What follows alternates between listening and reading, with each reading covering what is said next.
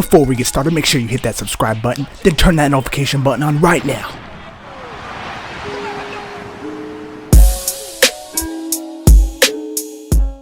While injuries are a part of the wrestling business, you never know when your luck is going to run out.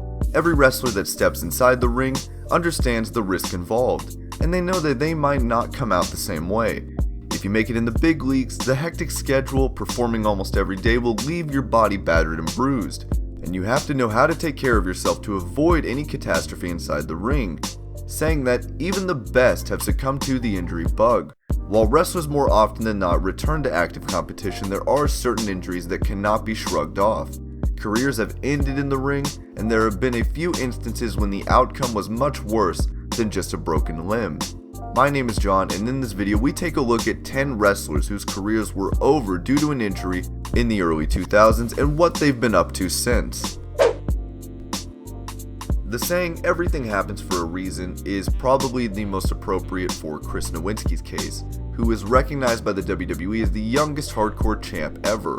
Chris Nowinski, when he made his WWE debut, wouldn't be aware of the kind of impact he would have made, but it is his work outside the ring that has changed the landscape of not only the wrestling industry, but the sporting world in general.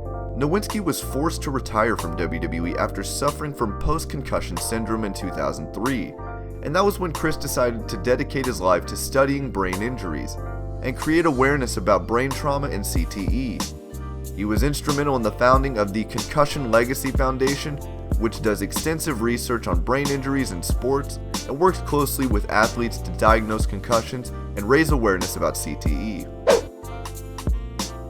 When Nathan Jones was recruited by WWE, the company expected him to be a major player.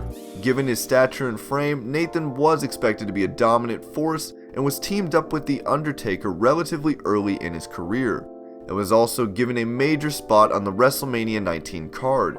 But once WWE realized that Jones wasn't ready for the big stage just yet, he was removed from the match and was given a reduced role. Jones left the company in 2003 and seldom worked on the independents. He tried to come out of retirement in 2008 after signing with Impact Wrestling, but suffered nerve damage after he was hit by a cement truck, which put an end to those plans, and the former superstar has since shifted his focus to acting in movies.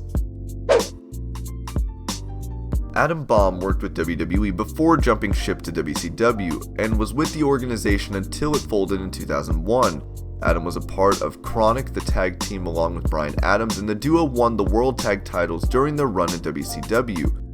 The duo were then signed by the WWE, and while they challenged The Undertaker and Kane for tag gold, they didn't stick too long in the promotion, and were released after just 2 months.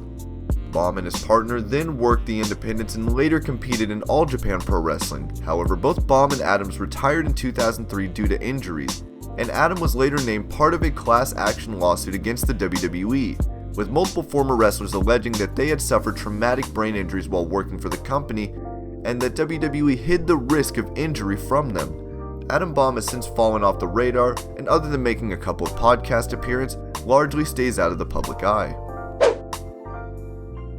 While working for ECW, Tazz was known as the Human Suplex Machine and was a multiple-time ECW champ. Tazz later signed with WWE and defeated Kurt Angle in his debut match inside Madison Square Garden. Big things were expected from Tazz, but the star never really made it past the mid-card role, and won the WWE Hardcore title on multiple occasions. As injuries started to pile up, Tazz started commentating on Sunday Night Heat, and served as the voice of the Alliance during the Invasion angle. Tazz would retire from in-ring competition due to injuries he sustained over the years, and started working as an announcer on SmackDown in 2001.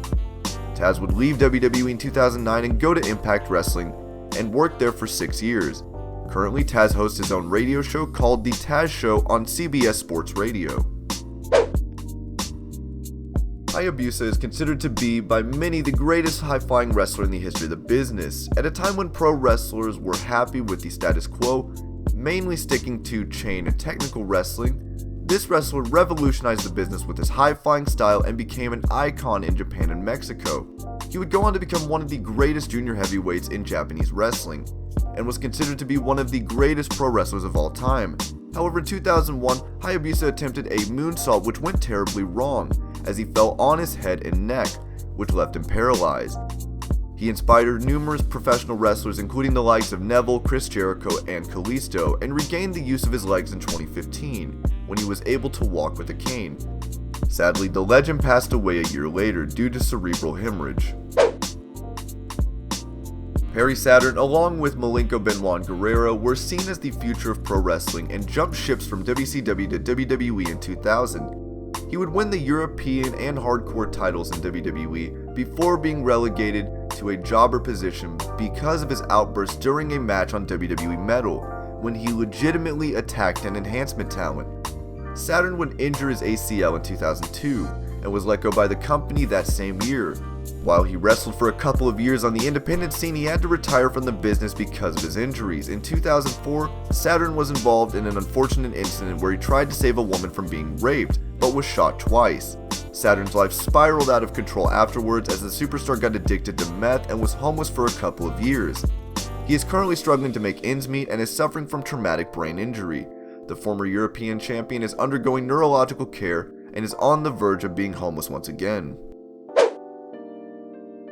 Torrie Wilson competed in WWE at a time when there wasn't much emphasis on women, but was one of the most popular stars because of her sultry looks. She was also involved in one of the most controversial angles in the company when Torrie and Dawn Marie were shown kissing on television. Wilson posed for Playboy twice, and while she mainly served as a catalyst for feuds, she did compete in the ring during her tenure as a superstar. Torrie injured her back in late 2007 and was released in 2008, after which she retired from the business. Torrie has since appeared on an NBC reality show and launched her own clothing line, officially Jaded in 2007. Torrie currently works as a web-based fitness instructor and blogger, and is in the best shape of her life. When you think of Sid Vicious, the first image you probably think of is Sid shattering his leg in a WCW ring, with the fans watching in absolute horror. Sid Vicious was a popular star in his heyday and main evented multiple WWE and WCW pay-per-views. Sid is also a multiple-time world champion, winning the WWE title twice and the WCW World Heavyweight title 2 times as well.